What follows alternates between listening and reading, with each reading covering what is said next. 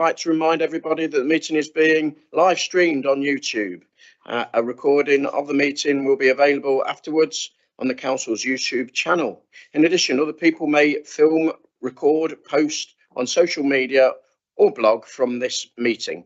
The use of any such images, sounds, recordings is not under the Council's control. May I remind councillors to please switch on and off their microphones when speaking. Thank you. Okay, so over to item 1. Any apologies for absence? We have apologies from Councillor Gordon Wheeler and Councillor Phil Matthews is substituting. Okay, thank you very much. Declarations of interest. Any declarations of interest? No. Okay. Minutes held on the 4th of December 2025. We'll go through them page at a time.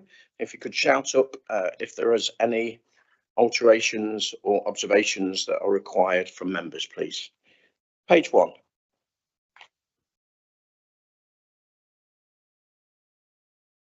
Page 2. Page 3.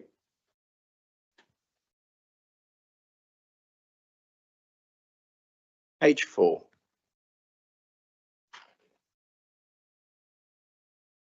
Page 5.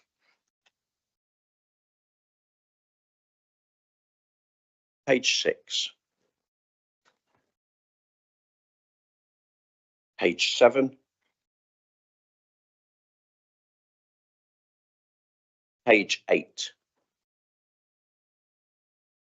Okay, can I have a show of hands? The minutes are a true and accurate record of the meeting on the 4th of December. Okay, thank you. Sign page.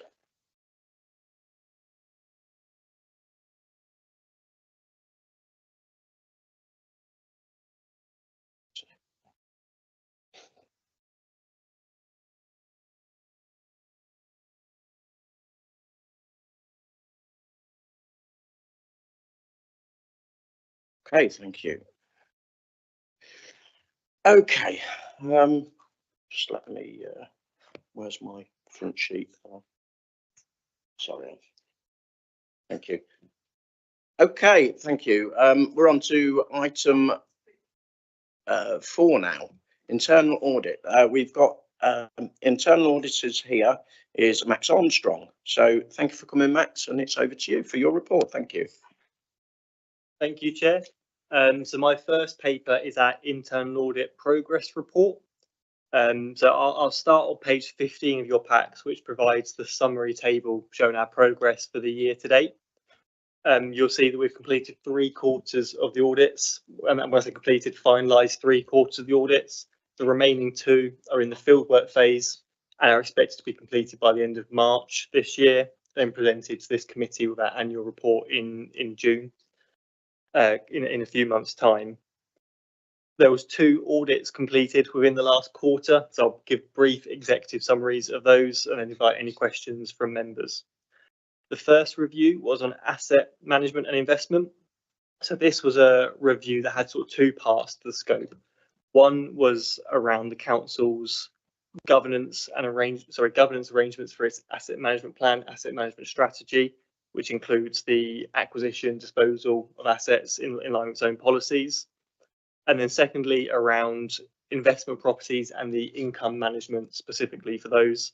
So, for example, looking at lease agreements and rental charges to ensure they align and comply with those. The overall conclusion provided was substantial on design and assurance, with 1 low finding. So the low finding, which I'll draw to your attention, relates to leases that had expired. So within our sample of leases that were tested, a significant number of these had expired. From a risk perspective, under legislation, the terms of the lease carry over. So there's limited financial legal risk to the council, but it's considered best practice to ensure those new lease terms are re-signed. Principally because if there are any uplifts in rent, it means they can be applied at the point of signing, rather than signing at a later date and backdating that rental increase. The second review was around the Rushcliffe Oaks crematorium operational management. So members who have been on this committee for several years will recall that we did a review into the Rushcliffe Oaks crematorium financial management a few years ago. So this time we looked at the crematorium from the operational side. And this was principally because in the last year and a half, new legislation has been brought into force around the crematorium coroner's management and how these should be applied by local authorities if you're managing a crematorium. This review principally looked at the administration, which is where the new legislation impacts mostly, and there are quite strict conditions within that new legislation. So this review is to provide assurance that the ongoing arrangements comply with those strict legislative requirements. I'm pleased to say we concluded substantial assurance on both design and effectiveness with no findings. So within our testing of various cremations in the past year, we noted they fully complied, correct forms were used, correct procedure was followed per those statutory requirements. A cremation register was maintained and held by the council, which again is required under the new legislation. So this review was focused on, in preparation, I understand the council may look to obtain an accreditation under the FBCA, so the Federation of Burial and Cremation Authority, which places requirements around cremation administration. So this review was principally around checking those controls are operating in advance of any request for that. So I'll pause there and invite any questions on any of the progress report from members at all. Any questions?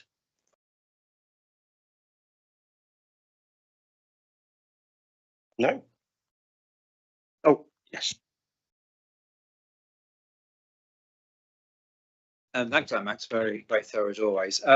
So I know it's low risk, the asset management stuff, and you said the low finding, but out of interest, you sample tested 10. How many is there here overall? And just put in context how many leases there are.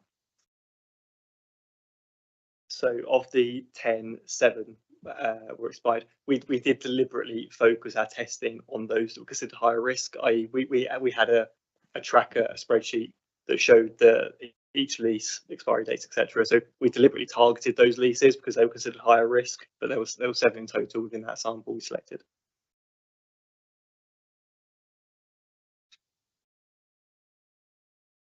Any other questions? No, it's looking like you're having an easy night tonight, Max. Okay. Right. Okay. The group is asked to note the recommendations in Q3 report and Appendix A. It's been prepared for the council, so I don't think we need to vote on anything. So there's been nothing. It's just, it's an update report. So if we've got no other questions, I'll thank you, Max. And if you wish to leave the room, there's one more agenda item for you, is there? All right. Okay. I must have missed that one. Okay. Thank you. Thank you, Chair. So on to agenda item 5, which is our internal audit plan for 26-27. So this is a requirement. So under the global internal audit standards, which are the standards that we work to and we must comply with, we are required to present our internal audit plan to members with our internal audit charter as well. So that's what's in your pack in front of you. I won't go through the plan in detail. I'll pick out some of the headlines. So we've got 9 audits scheduled for 26-27, which is consistent with the current year. That's 150 internal audit days, which again is consistent with the current year, to provide sufficient coverage of the governance, internal controls and risk management for the council to be able to give our opinion at the year end. We've picked a blend of service areas within our audit plan to ensure we're not auditing one service, one area, to get wider coverage. So we've got areas such as Section 106 and Community Infrastructure Levy. We've held days for local government reorganisation, and that is to be determined at a later date because it is an ever-moving beast. And then we've got some of those core assurance areas such as your main financial systems, GDPR, etc. So we've got a fair amount of breadth within that internal audit plan. What you'll also see within the plan on page 48 of your packs is the 3-year plan. What I should say is financial years 28 and 29 are by no means fixed. We go through an audit planning process each year involving Pete, Sarah and the wider executive team to get input into that. So we've given a bit of, it's more of a horizon scanning of what may be in the plans for future years as well, but that is by no means fixed at this stage. Our internal audit charter, starting on page 49, sets out our role, the role of this committee, and the expectations of management in engaging with internal audit. This is again a requirement under the Global Internal Audit Standards, so we're seeking the committee's approval of our plan and the internal audit charter. I should mention as well, the plan is under review at all times. So whilst we're seeking the committee's approval at this stage, any changes to the plan agreed with management will also be brought before the committee to approve before there are any changes. So I'll pause again there, invite any questions, but ultimately we're requesting your approval of the plan and the charter. Okay, thank you. Any questions? Yes, councillor. I was just going to ask on the question of selecting risks for further look at them. The Gamston SPD's got quite a high risk register score and hasn't been selected. I was just wondering why. Thank you. Absolutely. So in terms of our process, so there's the process for developing this plan is multi-phased. Our starting point is always the council's own risk registers, which highlight, obviously, as you say, the high risks and the medium risks within there. Alongside that, we also apply our general understanding of the key risks that we're seeing in the sector. Speak to the members of the executive team and management to get their view on what those key risks are. So essentially, after all those conversations and review of those key documents, we land on where our eventual plan is. There's also other intelligence that feeds into that, such as if we've reviewed areas in the past, not to have areas reviewed that don't need it necessarily if they've had substantial assurance in the past. So that's our process. To respond directly to the Gamston SPD question that you've raised. Ultimately, it was concluded, and this is outlined in the risk register and on page, I think, 34 in your packs. It was considered by management and by ourselves in this process that through the general contract management meetings with the developer that are happening, it doesn't necessarily merit a full internal audit third-party assurance piece. So that was the reason we got to that eventual result, and it's because there's ongoing assurances that can be obtained from other sources, essentially. Who would the answer? Yeah, so when we're putting this together, there's obviously we have to think about there might be other mechanisms of governance in place. So for planning in particular, you have things like the planning inspectorate and those sorts of things that are also there as an extra. So internal audit's one area, but you've got planning's got its own sort of whole load of governance surrounding it. So obviously resources are at a premium. So we focus on the areas that particularly need that if they've got there's other mechanisms, and less likely to focus on those. Okay, happy? Yes, councillor. Thank you, Chair. For the 26-27, there's a, I think, plan for the 9 audits. So my question is, how many audits we had in 25-26, please? And there were also 9 audits in 25-26. So what is consistent is we tend to do it by number of audit days, and then obviously they're broken down into individual audits. So the number of audit days has been 150 since we started this contract with the council. That is what we consider sufficient to provide our head of internal audit opinion at the end of the year, which is an opinion over the council's governance, internal controls and risk management. So that's how we reach those number of days, and then they're split across the audits. You'll see some audits have got more days than other, which reflects the breadth of the scope of those reviews. But the audit days is probably the key figure to go by there. Peter, yeah. Just to add as well, obviously, if something happened immediately, then we'd call an internal audit. We won't wait for this committee, particularly if there was a sudden crisis of whatever description, then we'd call an internal audit in. So it is fluid in that sense. And whilst those days are there, it is a risk-based approach. Clearly, if our risk profile worsened, then the number of days would go up. Okay, Councillor Owen, happy with the answer? Yeah. Okay. Any more questions? No, no more questions.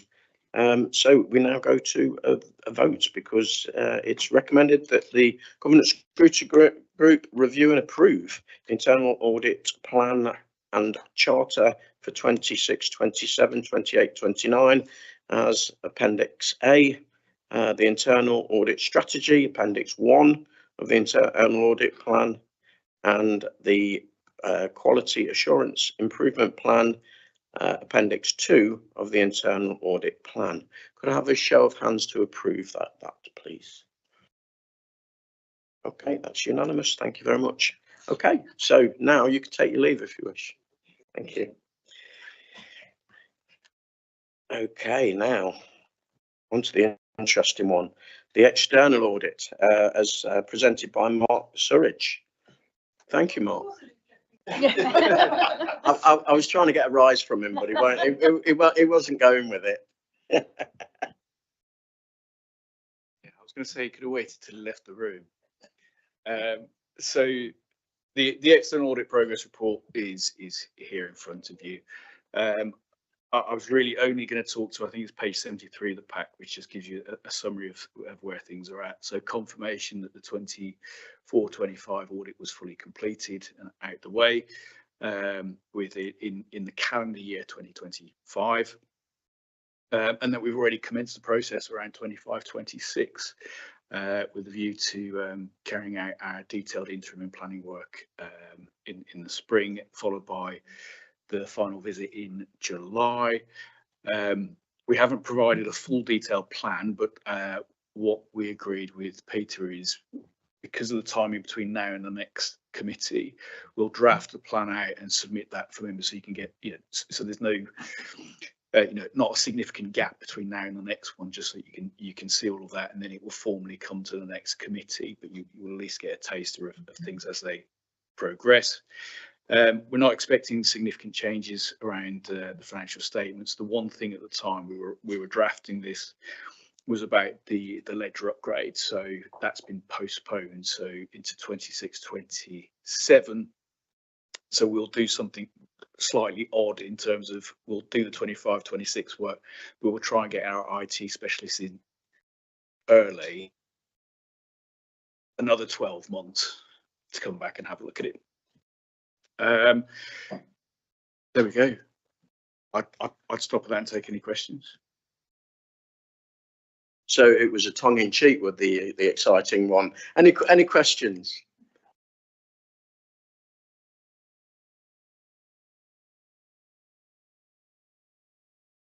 No questions. Nothing, no observations. We're all happy with what Mark's said to us tonight. Yeah. Okay. Okay. Right. We are recommended that the group reviews the progress of the report in the plan of 25-26. So no vote required. So thank you very much. I don't think you've got another one, Mark, have you? No. Don't want to make that mistake again. So you've had your cameo, Mark. You may leave if you wish.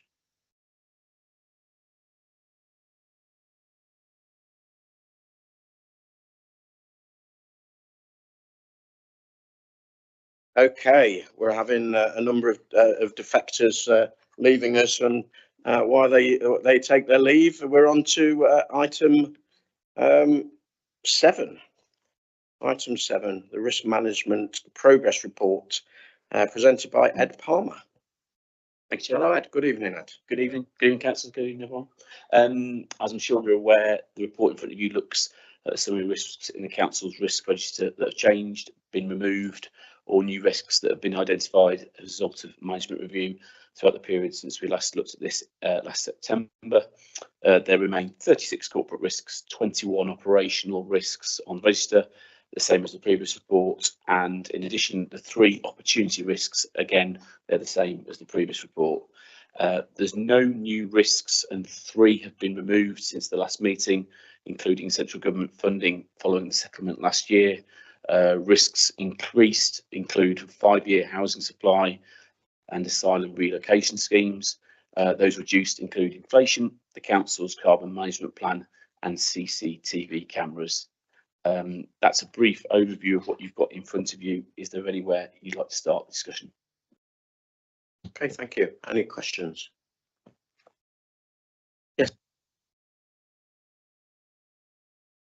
Thank you. It actually came up from the earlier conversation.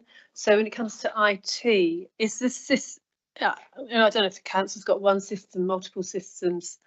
Are they built on external, cloud platforms, or are they on local software? And what are the risks around those? I'll give you a more detailed insight from our ICT team, so I can give you a full breakdown after this. But overall, yeah, I mean, we use a cloud-based system ever more so, and there's been ever more investment in the last couple of years regarding systems and ensuring that they are as robust and as safe as possible against the possible threats out there. Like I say, to go into the specifics of it, I'll get our ICT managed to give you a breakdown of that. So my specific question is, because I've actually I was involved in an organisation, said it's going to be fine, it's on the cloud, on their biggest deadline of the year. The cloud went down. It's when Microsoft went down. So what happens if the cloud goes down? Because I guess, it could be, if it's a critical event and people trying to contact the council, it could be a problem. So that's my question. What happens if the cloud goes down specifically? I appreciate it's not a question for you, maybe. Yeah. I mean, as ever, that's dealt with a lot in terms of our existing mitigation measures. I can only say that, again, as a general broad overview, there's been a lot of investment in that, like any organisation of this size, to ensure that we are as up to date as we can be. The other part as well is, I know, looking at what other fellow local authorities have also encountered in terms of threats and the systems and procedures like the cloud that they've moved to. It's a being aware of what's out there, and I think, as we've said earlier this evening, the threat is there constantly. It's so yeah, I will get a more detailed breakdown for you. Okay, thank you. Yes, Councillor Jones. Thank you, Chair. Look, obviously the risk register, the only one that's actually increased in risk is the asylum relocation schemes, and it's the impact's gone up from a 2 to 3. So, what's changed for that increase? So I think, as it's been outlined in the risk register there, it's simply a case of Serco highlighting there's potentially more locations that they may want to use in the borough for applications. I think our community scrutiny group looked at this in more detail a couple of weeks ago in the meeting. The meetings have come out today, if you want to have a look at that further. But it's certainly, they gave us reassurance in terms of, despite the fact that there might be an increase in notifications from them for potential locations and properties, certainly how that will be managed and assessed, that meeting has helped to mitigate some of those concerns. So as much as it's gone up to an increase in this case, it's probably just because we've had the notification that there've been more instances of they're looking for more locations. And as well, I don't think there's anything to suggest that we're in any different boat to a lot of other boroughs or councils of our size across the country. There is obviously the increase in what the Home Office and Serco are looking to do to try and get properties identified. But I think, as the risk register says there, the different scenarios and the factors that come into whether a property is actually appropriate, if it's in an area we could transport, other facilities that are going to help people if they do relocate to parts of the borough. That's obviously got to be a huge significant factor in this, to whether or not we can support Serco and what they're looking to do. So I think it's just a case of it's the overall number of it's just gone up because of the pure volume that we're identifying they may want to put our way.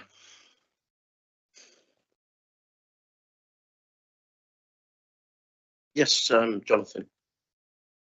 Thank you, Chair. Just quick question. So the organisation I work for recently went through a simulated cyber attack, and we were testing of what systems went down, what happened, the rest of it, and we learned from that lesson. Has Rushcliffe done a simulated cyber attack, and what were the lessons from it? yeah, again, I'll come back to you with, I think there's more definitive list of what we've definitely done cyber attack training. I think there's something as well that, if I'm right, that members as well have received the outcomes of that. I'd need to look specifically what those were, but certainly it's very much in the radar in terms of being aware. I can only go in terms of even what is on officers' screens day in, day out, of being aware about opening links, anything that could lead to the most common ways, or some of the most common ways, that attacks can happen on a day-to-day basis. So yeah, it's certainly in the eye line, not least to officers through the screensavers that they have on at work day in, day out. I'm not sure whether that question was answered, Jonathan, because you asked, has there been a simulation, training and simulation? Yeah. Are they the same thing? Absolutely, yeah. I was hoping that you'd say there's be like an actual exercise happened, and has that happened or not, basically? It has, yeah. I mean, but through our emergency planning officer of also, I can, in the last 12 months, it's occurred for members of our leadership forum and staff here. I'd need to double check in terms of exactly how the lessons learned have been cascaded down to members to review. I think that'd be useful to bring to next meeting what lessons were learned, and to make sure that those lessons are being implemented. If that's fine by me, and to bring it to the next meeting. If you're on the agenda, I take it you're on the agenda of the next meeting. So if not, then you need to get on the agenda and bring that back, if that's okay, Ed. Will do, absolutely. Oh, sorry, Sarah.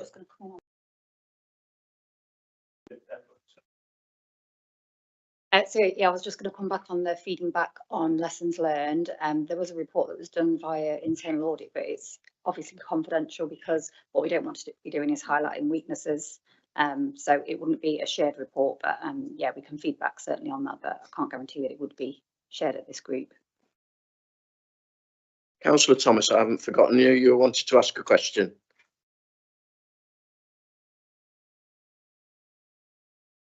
So general point really is there's quite a lot of yellow and red risks in this version. I don't know if it's any worse or if I'm just picking it up more, without that much mitigation, especially on some of the yellow ones, or commentary on them.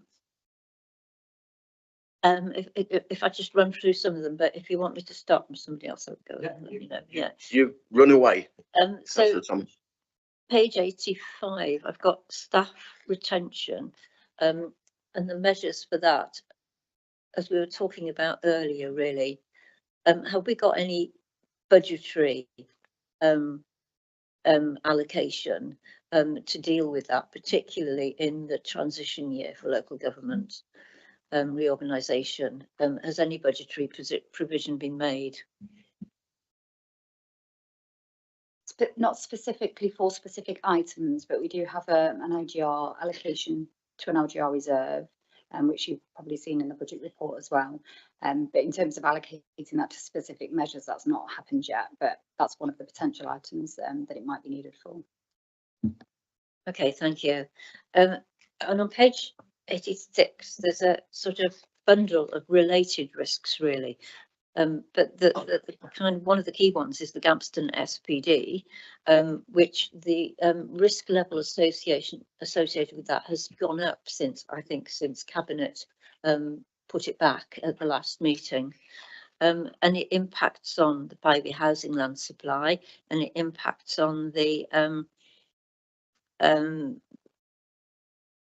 something else, which will come back to me. But the Greater Nottingham Strategic Plan. So these things are all related, really, and there's not much in the way of mitigations suggested for the Gampston SPD. It basically says, well, everything's all in hand, and it's all been looked at. But there's also quite a lot of resident interest in it, in terms of things like the contamination of the highways. And I'm just wondering if that is sufficient, given the impact it's also having on the private housing land supply, and the Greater Nottingham Strategic Plan, which can itself be brought down by not having a private housing land supply, or enable but slowed down or whatever. All of these things are relevant. So I'm just wondering if there's a more mitigations needed on those risks. I think I'll come back on that one. It's, I think, as is put there in part of the mitigation, the lobbying government to review national policy. I know that's only one thing in terms of that you can do, but if you look at that in terms of a longer term view, to avoid being in the same situation again down the line, I think the scale of the site, for example, at Gamston, is a really good example of how difficult it is to manage many different varying factors to try and achieve that. That's never inevitably then going to have an effect on the land house supply being affected. So in the best will in the world, it's a case of looking at this and going, how can we make sure that for a site of this size, that if it ever comes to fruition again, how can you put that in place? And part of that is lobbying government that policy can change. It's a much bigger topic, I appreciate, than specifically to that site, and I appreciate your points in terms of what else can we do, but it's a case of also looking at, there's about as much being done with that as possible because of those so many factors to deal with that site. It takes the time it takes to go through. The other example I think is probably out at Fareham, for example, a site of that size, which is similar to what's being proposed at Gamston. It's taken a lot of time to go through from an SPD that was there for Fareham to get to a stage where you're actually getting homes built on the site. So I think in terms of it, it's an understandable that it's a wider understanding of that sites of this size take the time that they do, and therefore, as things may intervene and understandable if there's groups that have got interests in it, it's always going to dictate, obviously, that land supply can be affected. So it's tricky. There isn't, I don't think, a definitive extra thing that we can put in here that is going to help say that this mitigation item will definitely help. But I think it's one that we can learn from as a council and try and lobby nationally that us and I'm sure other councils are in the same boat. I think that's a completely unhelpful response. I'm sorry. I mean, I appreciate your answering, but lobbying government is not going to get us out of the problem, and we need to look at measures that we can actually implement ourselves as a council to deal with this problem, including perhaps putting some money towards it or something. I mean, there's just nothing. Just sitting here and waiting for a bullet to hit us and saying, well, it's all the government's fault because and we're talking to them about it. It's just not going to deal with the problem. Appreciate the point. I think it's just trying to say is it's a policy matter that I think more would be being done if it was possible, and I think it would be more that as a council that's trying to be proactive. If there was an option of looking at something that could make that impact quicker, it would be being done. I don't mean to cast it off, but I haven't seen evidence of what that could be that would actually change the timeline sufficiently to do something to mitigate that drop then in terms of house land supply. But I think that's, again, the council would remain open to listening as to what that would be that would help in the short to medium term. Okay, thank you. I've got some others. Yeah, I just want no, yeah. I understand your confusion, Councillor Thomas, because say that again, sorry. Okay, understand your questions rather than your confusion, because the answer that came back wasn't we're doing X, Y, and Z. It seems that the answer that came back was W, Q, Z. Rather than X, Y, Z. We're, as a council, we're looking to mitigate the risk in this way. We're just saying we can't mitigate what is quite a high risk. So I'm of the opinion that we really need to have a proper plan on how we manage this risk effectively, rather than leaving it to chance, which is, have I read between the lines correctly there, Councillor Thomas? So to me, if you've got a risk that's high and it's uncontrolled, it's not really acceptable. So we need a plan for that risk, and it needs to be written and it needs to be followed through with a risk leader or an operational strategic manager and the person that's doing the job. Thank you. I was just going to come back on that. Yeah, I think with respect to Ed's obviously not the technical officer responsible for planning area, so I think it probably warrants a more detailed response that we can feed back on after this meeting. Yeah, it wasn't, I wasn't having a pop at Ed at all. I was just saying what we're here to do is to scrutinise what's being done, and part of that scrutiny is to look for to make improvements. Otherwise, there's no point in us being here. So it would be great for us to have answers to that, to quite valid questions from Councillor Thomas. Yes, Thank you. Any more questions?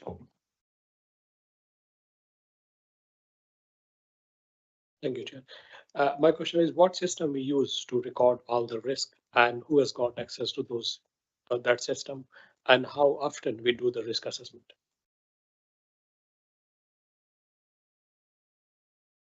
So could you just repeat the question? Sorry.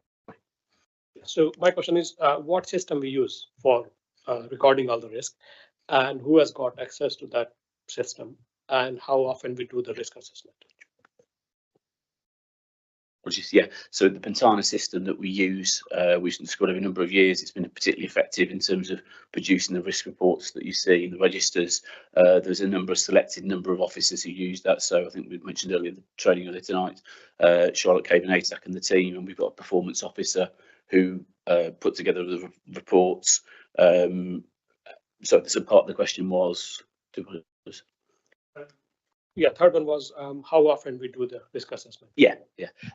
So obviously, in terms of the performance clinics that I think are every other month now, they inform and seep down then into the reports that you see here at committee level.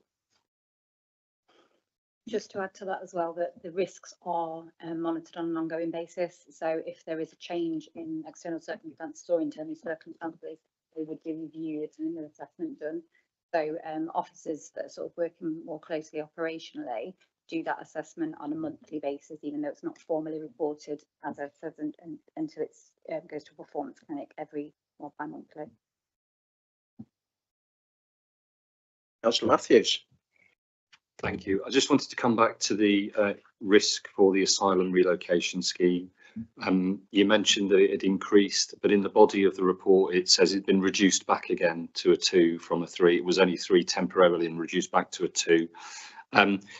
It does seem to highlight here some issues with Serco, the provider. I was actually at that meeting of the community group, the scrutiny committee last week, and I was less than necessarily assured that Serco were necessarily taking our concerns on board. I know it's up for discussion with Cabinet shortly, and we're looking at they're making the decision or taking a recommendation from officers regarding removing the Article 4 direction, which is needing planning permission rather than permitted developments to turn normal houses into small HMOs. Has that been factored into this risk, those decision making? Has there been any influence in that report to Cabinet? Because this seems contrary to what the report to Cabinet is saying. Thank you. I think, as I said earlier, the meeting minutes from that meeting have just come out today. I don't know if that will affect the score then subsequently once any actions or that's been digested in full. You're right in terms of there's that discrepancy from it's gone up, but then hang on, it's come back down again. I just need to find out exactly why that's the case. If there's two conflicting items there. But the points you raise, yeah, certainly. I think the reason, as per Councillor Jones just raised earlier, is the fact that I think we've just seen that increase in notifications from Serco looking for properties. So I think that's the sole driver of why this has gone up in this case. Sorry, I come back. Just Serco, I think only had, I think there was one property in West Bridgeford. They were saying they made no mention of wanting more. And this seems quite important information that would have been pertinent to that committee meeting last week. It would have been nice to have seen this ahead of that, and I appreciate this for a different purpose, because that could have helped inform that discussion, which again is coming up at Cabinet next week. Just seems we've got things at cross purposes. I'll check what the case is and let you know on that in terms of what that is. Again, in terms of notifications, I need to check if that is in case of two specifically, us as RBC or councils generally, in terms of the notifications that Serco are looking to identify more locations. Councillor Church, yeah. Thank you, Chair. I reiterate Councillor Matthews' concerns. I've certainly seen a lot of applications, significant numbers. But coming on to CCTV, we've downgraded from obviously the high risk to a yellow. But when I look at the write-up, exploring viable options to external partners to ensure continued service delivery and compliance and legal requirements, a CCTV register has been set up, more modern equipment has been acquired, and working towards relevant policy and legislation. A lot of this is we've got stuff in the pipeline, but it's not being materialised. So I think the only thing we can say is materialised. The CCTV register has been set up. More modern equipment is being acquired. So I say it's happening, not in place yet, and working towards relevant policy and legislation. That is a bit of a concern to me. So can you talk me through the reasons why we've downgraded? Actually, is it appropriate to downgrade? Because for me, I don't think we've put the mitigation in yet. We're working towards mitigation. So is that correct downgrading? I'll need to double check then with the officer in terms of our facilities managers who's put together the CCTV register that's in case here. I think maybe the context of this of where we were with we haven't had a register before now. So because I think that step in itself, identifying the exact locations of where they all are, I think that's the reason why the score has changed down. But I take your points on board, absolutely. That if you feel that if there is not enough, there needs to be more evidence as to what we're actually doing to try and obviously offset what we're doing with the risk, then I'll take that back up and say, you know, there's a concern here that more needs to be done about what we're actually doing, rather than what's just in the pipeline. Thank you, Councillor Church. Do you want to speak? I'll give them a minute. You've still got some more, Keris? Yes. Okay. Just to build on thank you, Chair. Just to build on the point Councillor Churney's made. Can you also incorporate into the CCTV the risk analysis the cost of transitioning from the initial setup to long-term maintenance? Because I understand that there is a significant increase in the cost. There was central government funding for some of these rollouts, and that cost is now being passed on to local government. If we can get an overview of what those costs are and include that cost in the risk analysis, that'd be excellent. Thank you.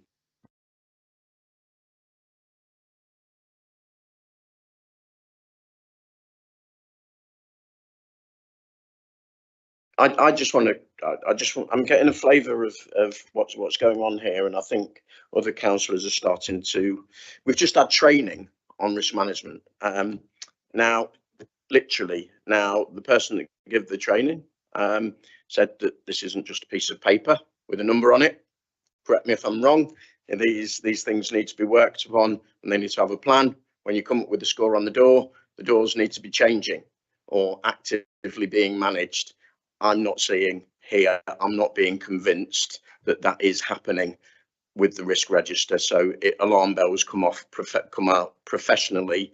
So really, we need to have who's the risk owner, who's the lead, really, and what's being done for the future on these risks. Otherwise, we're just going around in circles and we're just talking about numbers. And it's not about numbers, it's about risks, and it's about doing something about these risks actively rather than you hum it and I'll play it, which is what the flavour is metaphorically coming out of here.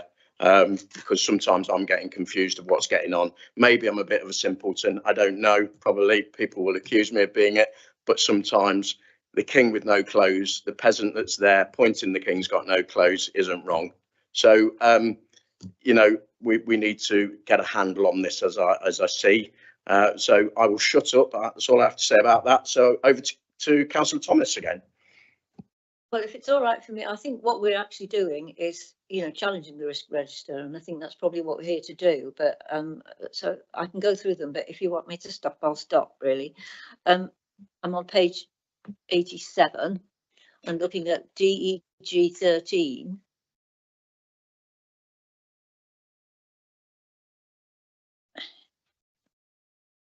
This is levelling up changing in the implementation of the changes to legislation and NPF changes as a result of impact on resources, expertise and budget constraints may lead to uncoordinated development, loss of income and damage to the council's reputation. So this is related to the other bundle that I was talking about earlier, and that is a yellow, but there's no commentary at all on it really as to how the council is going to manage that risk.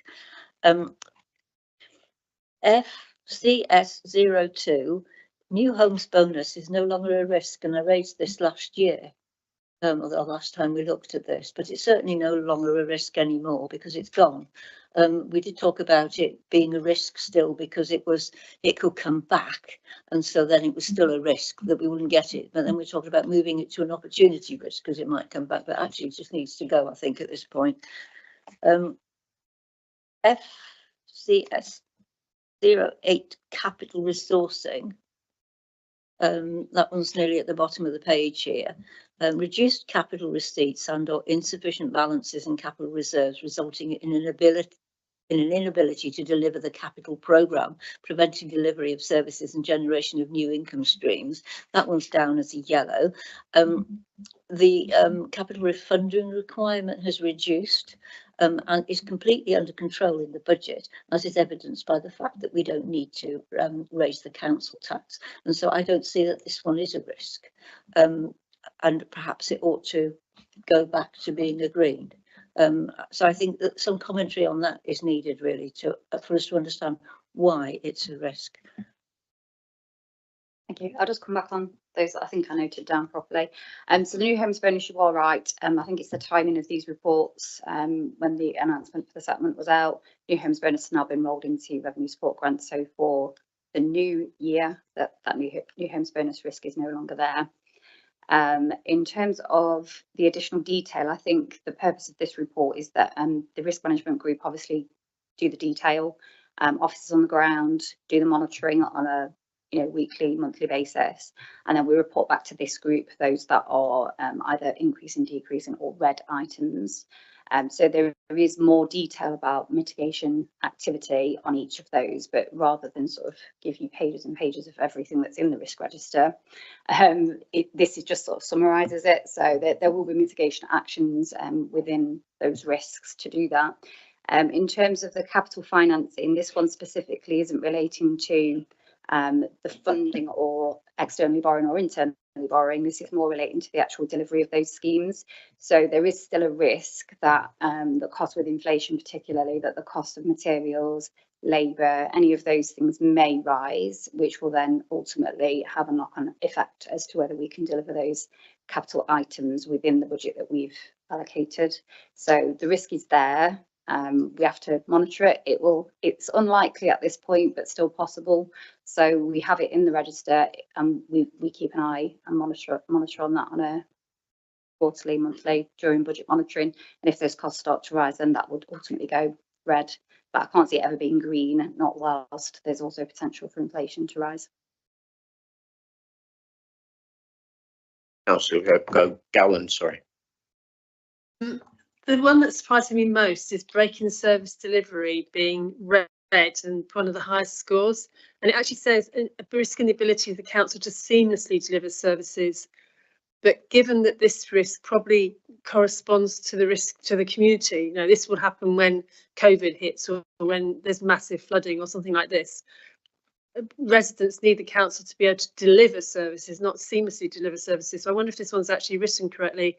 And I'd also noticed the mitigation, I'm not entirely sure if it applies to the risk or whether it's I don't really understand how LGR, I mean, I can see how LGR might link in there, but why that's written there. I think you're right. I think that risk itself does relate to LGR. So I think it's the fact that there is an unknown risk.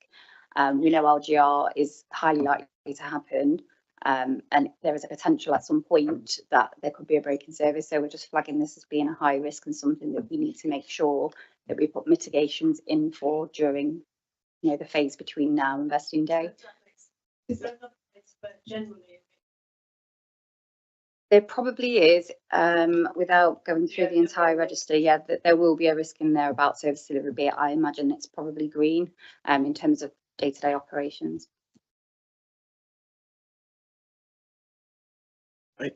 Yes, Councillor Thomas. I've got some more left. Okay. FCS 11, which is increased service demand resulting from increased population, leading to expected increased cost and increased service pressure. I mean, there's surely if there's increased population, we get more council tax from them, and that's what council tax is for. So I don't really understand why that is a risk. Going back to the training that we received earlier this evening, one of the items that was on the auditor's screen was increased demand. So that increase in demand will ultimately impact on all of our services. And I would probably go as far to say that the increase in council tax does not cover the entire cost of that increase in service. Hence the reason it's on there as a potential demand to our budget going forward. With just defending officers, sorry for once, I'm defending officers. I do think the public perception of what councils can deliver and the realisms of what we deliver sometimes conflict. Having family that work in local government and being ex-local government myself, I understand that demand can outstrip the reality of that, and I think that's probably what this risk is trying to identify. You frown, but It's not actually saying increased expectations, it's saying increased population. And increased population is something, you know, if you're saying that the council tax that we collect is not sufficient to deliver the services, then that is a risk on the budget, because the budget needs to make other provision other than collecting council tax, as much council tax as it can, which we're not proposing to do. So it's difficult to see how that, you know, how that all squares in, really. Yeah, so anyway, I take it, I understand your explanation, so thank you. I've got one more and then I'm quiet, which is FCS 35, which is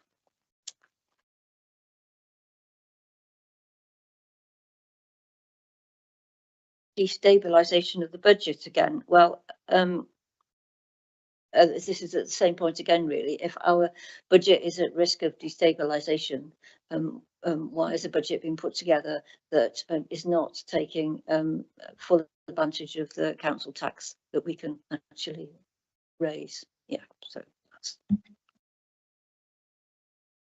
I think this item in particular isn't a discussion on the budget item, but more in relation to the impact of LGR will have on the 5-year plan. So we're planning for 5 years, but we're just making an assumption that at some point during that 5-year period, it will be impacted by LGR.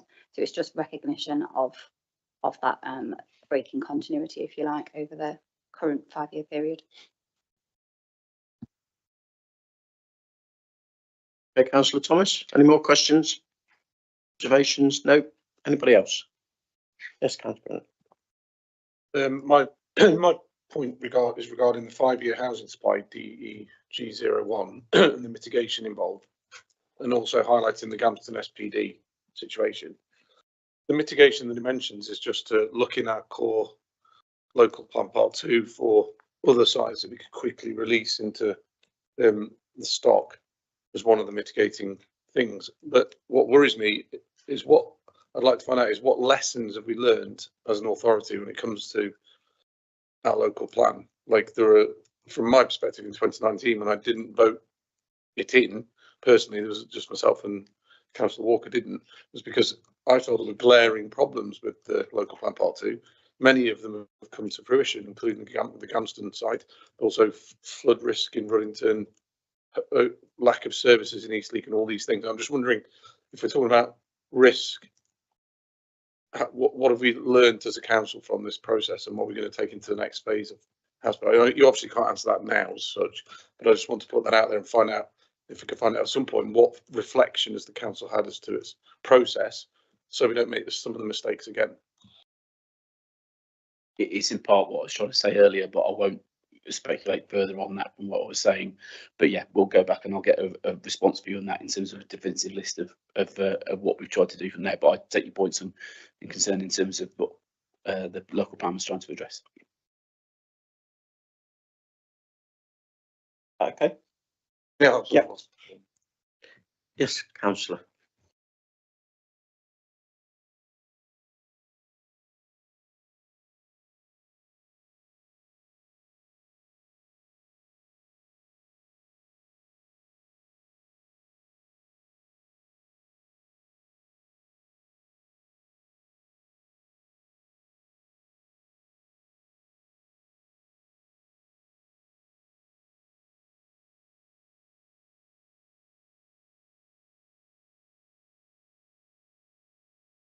Which page are you on? So I just want to know which.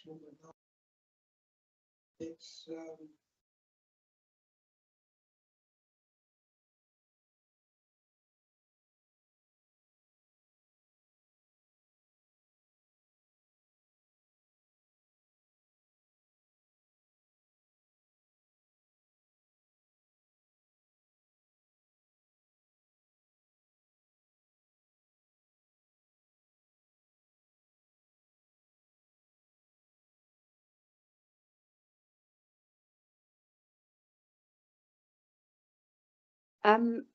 DFG funding has historically been, you're probably aware of the fact that we've historically been underfunded for that, and demand by far outstrips what funding we get.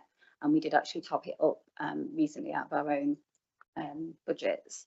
I think that this particularly refers to that, the fact that we don't have enough grant money to fund those works. So it could potentially lead to loss of quality of life. Obviously, as a council, we're doing as much as we can. We were hoping for a change to the formula in the settlement, which I believe we're still waiting for notification. But we have, like I say, topped it up of our own funds.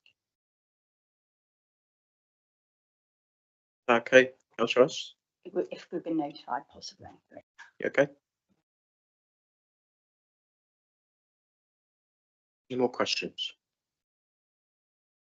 Okay, right. The governance scrutiny group is recommended to scrutinise the changes the council's risk register during this period, consider and make recommendations on the risks that have red alert status. There's no vote needed, so that is noted. I think we've covered that. Okay.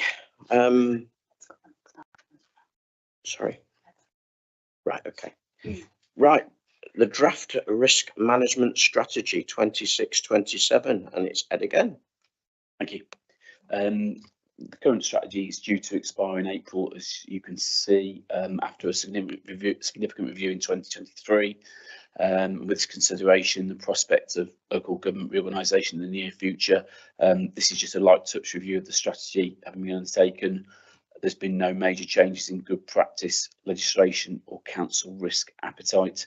But that said, I think it's worth centering on the council's ongoing commitment to still adopt practice in the identification, evaluation and cost-effective control of risks, also ensuring wherever possible that risks are either reduced to a level within the council's risk tolerance or eliminated, and maximising opportunities to achieve the council's corporate objectives and deliver core service provisions. So with that in mind, I don't wish to be too brief about this, but given the fact that obviously it's such a relatively light touch review, we're not centering on too much new here.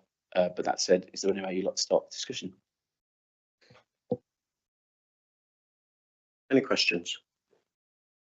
I've got a question. Can you just tell me what sort of numbers the council's risk appetite is? I can come back with you with more figures on that. Yeah, it's just that we've talked about risk appetite or risk tolerance, as you put it, but we don't know what that is. What we're actually prepared to tolerate. I think going back to the green again, and if they're attached draft strategy, it does refer to the appetite as being sort of like a balanced approach. So it's like being risk aware and then having a balanced approach, which does mean that for different items, the appetite will be different depending on the specifics of the scenario. The table that I think is on all the colours on that we saw earlier, the matrix sort of gives an idea of what we would deem to be a red risk. Yeah, what page is that on? 119, and underneath that you can sort of see that you've got the impact, and it determines what you would deem to be a number one, and that would put it therefore in the red box. So that sort of gives an indication as to the appetite, if you like, based on scenarios and outcomes. Right. I'm just a little bit confused there, because normally an organisation will have, say it's a 1 to 9 or 1 to 10, they'll say that level 6 or level 5 or level 4 is what they're prepared to tolerate. Anything above that number needs to be getting down to the toleration level. So do we not have that? What you're effectively saying is it's a pick and mix to the risk, rather than this is our appetite as a council. We're aiming for a number 3 or a number 4, because that then gives you a target, rather than this pick and mix approach as seems to be what we're doing at the moment. So maybe it's something we need to consider as a council, that this is what, and the council can vote on that. You know, this is what the council's toleration of risk is, where it's going to be managed, and let's concentrate on the other stuff now to get that down. I think Ed will correct me if I'm wrong, but I don't believe the strategy does give a score, because like I've said, I think it depends, it very much depends on the item. But each risk itself will be viewed in the way that if there is a high risk, it will be those 4 measures: treat, tolerate or transfer, and those reserves, either reserve will be in place or we simply won't do it. So I think it's just a matter of looking at each risk rather than setting a blanket score across all of them. I take back your point, and we can have that conversation. Maybe we should have it out of the committee then, if can take that one back. that's it. Like I say, a lot of organisations have a risk appetite that they set, and that's a goal for getting all the other risks too, and that's why they have risk leads, so the risk oversight and the operational risk managers that's part of their job to get those risks down.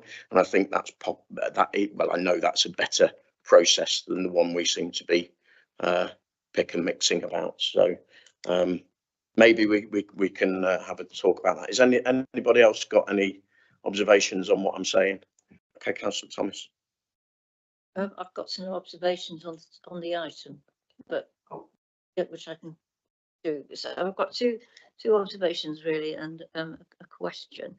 I think the first thing is that it would have been helpful to have had a track changes version of this, because a light touch, you know, I was expecting to go through and see a little red blob with a spelling mistake or something, you know what I mean.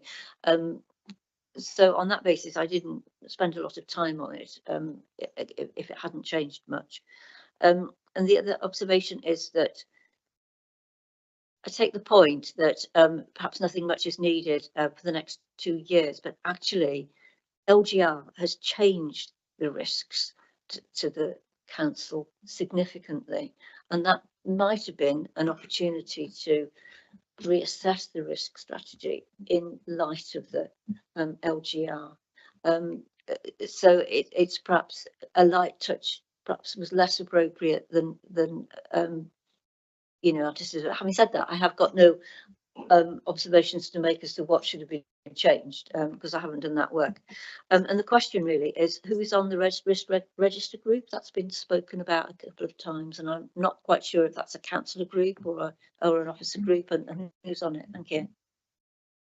I think, Councillor Thomas, that you are hitting the nail on the proverbial head, that we've got a risk register that is probably, with LGR, been not running it's not been hand in glove with LGR. I think LGR has taken over, and probably the organisation needs to review its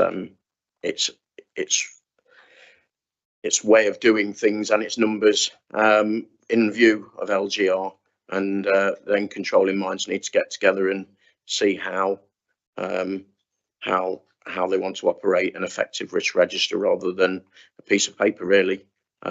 So yeah, thank you for that, Councillor Thomas. Councillor Garland. Yeah, what you were saying, and I was thinking about it in the context of where I work, and there's a different situation because it's health and safety largely, And so it's always as low as reasonably achievable. So it's if you ended up with a risk at 3 and somebody ends up dying in a risk of 3, that's not okay. So I can see that in some circumstances it could be dynamic because it's got to be as low as reasonably achievable. But I think it's really interesting as well what you're saying. Yeah, health and safety is risk versus time, cost and effort. The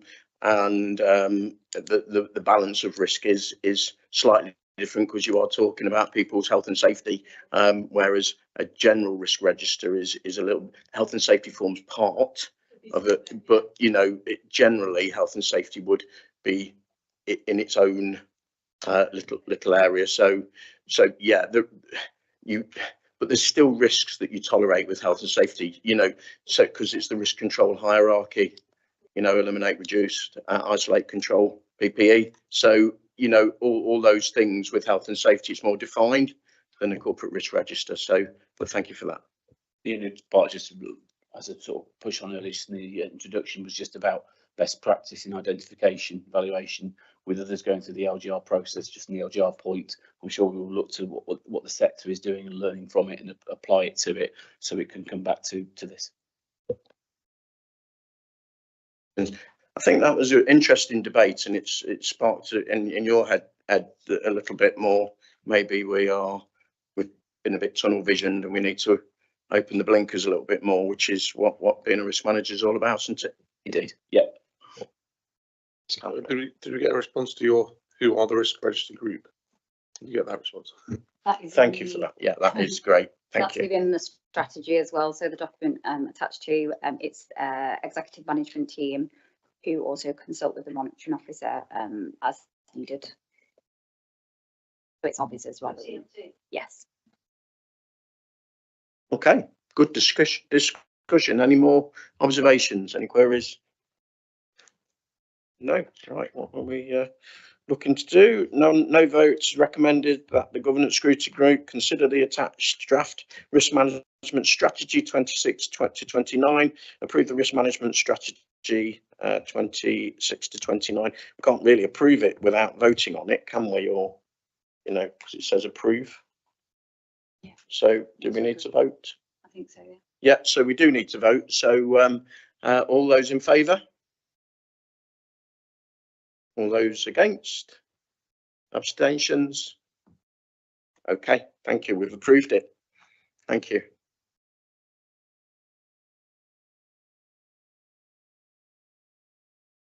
The capital investment strategy quarter report presented by Marie Hild. I always get that wrong, don't I? Can you tell me how to pronounce your name? Healed. Healed. Yeah. Sorry. It's my dyslexia. It sometimes goes crazy in my head. So just to start then looking at the Q3 report for the capital investment strategy. Overall, it's shown that the financial position of the council remains strong.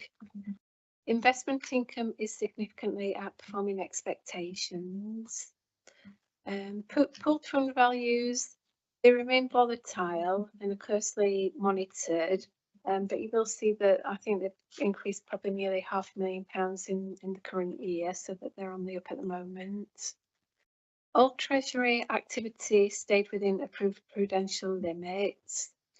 There's no requirement to borrow. Capital programme spending is forecast to underspend by around 1.54 million, largely due to the warm home schemes reducing to match grant allocation and land acquisition for carbon offsetting not yet being committed. The liability benchmark confirms that the council's lack of need to borrow, and commercial income is around 12% of total income. So they're the most salient points of that report. Any questions? Thank you very much. Any questions? Councillor Thomas. Yeah, sorry. It's a sort of general point really about the capital. Every year there seems to be a surplus capital wise. Or an underspend, is that a better way of putting it?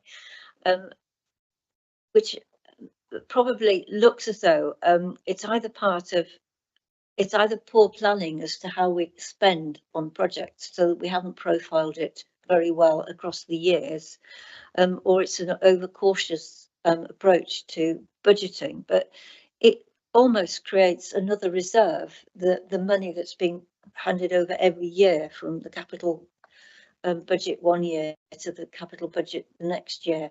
I've only looked at last year actually, so it's my impression that it's that every year may be wrong, but I'm just wondering if that's the way to go on. I would expect it some years to underspend and some years to overspend, as it were.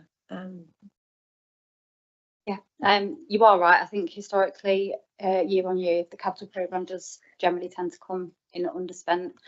I think you'll probably find that in most councils as well. It's quite difficult to plan such large projects across a whole financial year and actually deliver on them for many different reasons. One of which might even just, unexpected things like additional grant. UK SPF's one example that sort of came in, was required to be spent at the end of the financial year. That requires then the team, we've only got finite resources to then divert onto delivering other things, because we want to maximise on those grant funding streams and not lose that money, and to divert onto that. So that's just one reason why it might not meet the budget profile. Year on year, we do try, we sit down with officers, we write appraisals out. You'll see in the budget pack, they've got appraisals in, and then we monitor and report back on this in the year.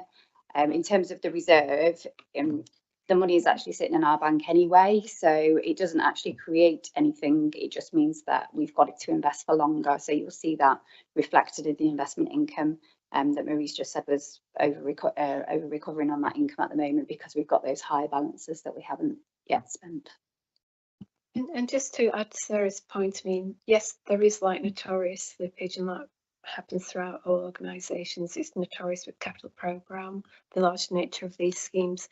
But that said, when we do the quarterly monitoring, we are actually accelerating schemes as well from 26, 27. So we are trying to bring schemes forward as well as schemes slipping. Okay, any more questions? Yes, Councillor Regan. This is, thank you, Chair. This is something that seems to come up again and again in a number of these sort of meetings, which is, Section 106 and SIL money, and it's settlement reserves. It's often used. It's often used politically to suggest that the council has a significant fund of, unused capital. Is it possible to get a schedule of the use of Section 106 and SIL funding, SIL reserves, over, let's say, the period of 2 or 3 years, just so we can, when that question's asked, we can frame the deployment of that capital so that it's understood better. We can get historical figures on that, but the Section 106 and SIL money that predominantly makes up the balance in our accounts is actually held on behalf of others. So it's not down to us to spend it. So I'm not sure what having those balances will show, other than the fact that third parties aren't spending it, rather than anything Bushcliffe can do anything about. So in that case, a schedule of those third parties and how much is held on their behalf. Yes, there is a report that goes, Marie, I'm not sure if you've got the title of it, that's published annually on our website, that does actually detail the amount of Section 106 and SIL funding. I'll find it for you and send you the link to it, because I think that's recently been published. Right. Okay, I appreciate it. It's simply so that, when people have a perception that Rushcliffe Borough Council is sitting on £70 million of cash that we are not effectively spending, that there's a very quick response to that to kind of balance the argument, or concern rather. Thank you, Councillor Regan. Any more questions? No? Okay. We are recommended that the group considers the capital investment strategy update position as of 31st of December 2025. So thank you very much. Thank you. Ed, Helen, if you want to. Oh, have you got another item, Ed, or Helen has? Right, okay. If you've got other items, but if you haven't got other items, you're free to go.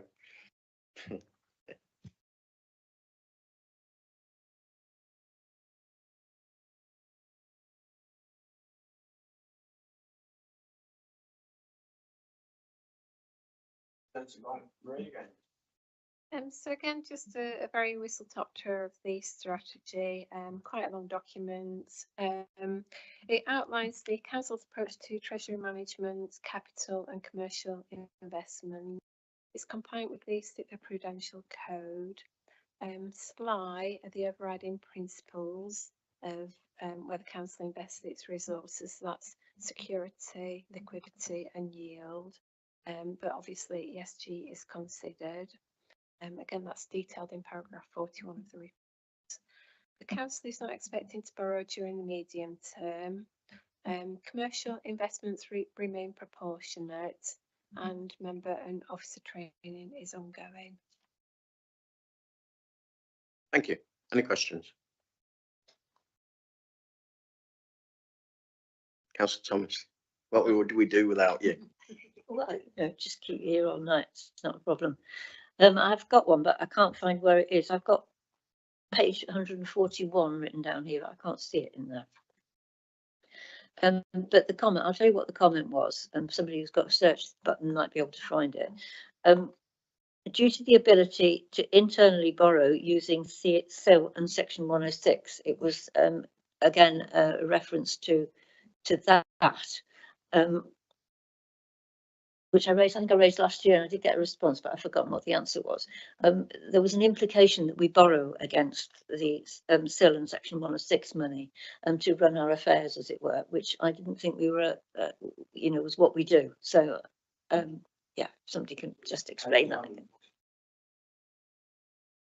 Item 13. Oh, yeah, so like the end of that, right? Yeah, is it? No, I've got that one. Yeah, yes. So, yeah.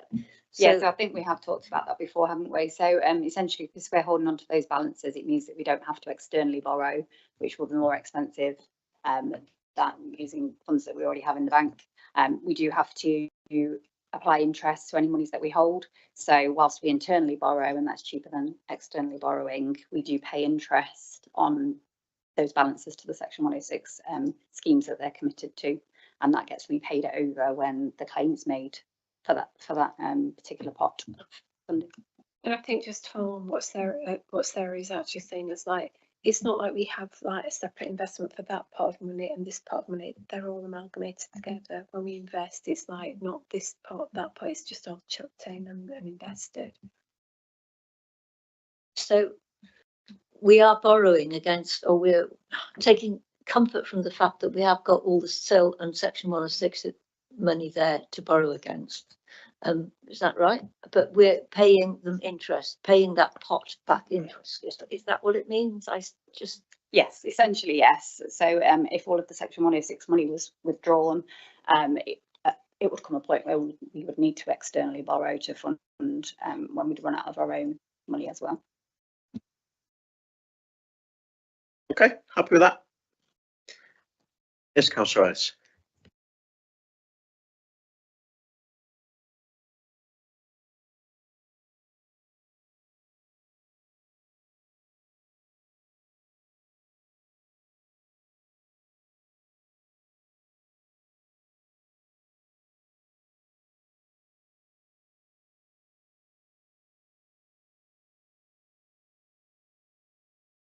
Well, I think that's very pertinent point to pick up on. And if you look at the usable reserves, this is one of the effects of the capital programme. The reserves of the authority are actually falling over that 5-year period, so it's a good point to pick out.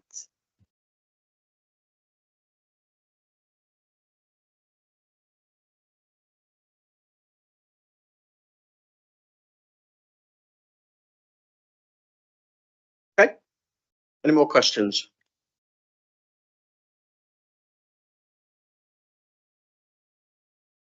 Notice you're having a chat. Do you want a moment for any more questions? Yeah, you're happy with the answer? Right, okay. No more questions. Right, okay. Yes, Councillor Thomas. I have another page. Only one question though. On page 142, it says a reducing CFR is also positive.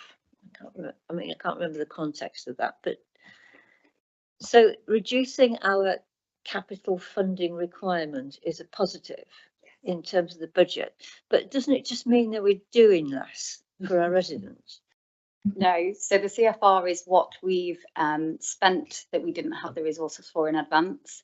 So that just basically means we're repaying what we've taken out of another pot, if you like. So that's coming down. So that means that we're still doing things, but we're funding it via resources that we've already got.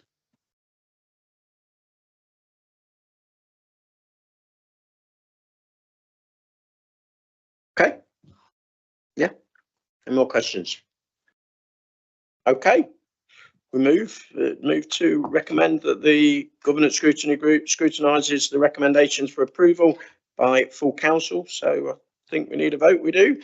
The capital strategy and capital prudential indicators and limits for 26-27, 22, 20, 30, 31, contained within Appendix A, paragraph 4 to 14.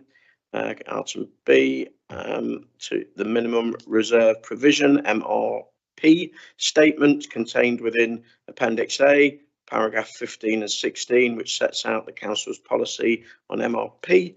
Item C, the Treasury Management Strategy 26-27 to 2030-31, and the Treasury indicators contained within Appendix A, paragraph 17 to 69. And item D, the commercial investment indicator and limits for 26-27 to 2030-31, contained within Appendix A, paragraph 70 to 83. And E, the Treasury Management Policy Statement 26-27, Appendix B. I'll take a breath now before the applause. Thank you very much. Right, okay, we need to vote on approving that to go to full council. Those in favour? Okay, I don't need any other because that's unanimous. Thank you very much. Thank you, Marie. You may depart if you wish. I don't think we've got long left anyway, which is the evening is drawing to a close. The work programme presented by Sarah Whittaker. Thank you, Joe. I shall not keep you long. The next item is the work programme. So we've got the item on for June currently on this one, which not agreed date yet until we get to council. However, the items that are on there are standard items. There is one item to add that's not currently on this list, which is the asset management plan, which would usually come to the group at this meeting, but has been deferred to the June meeting. So that just needs to be added. Other than that, nothing to add. Thank you very much. Thank you.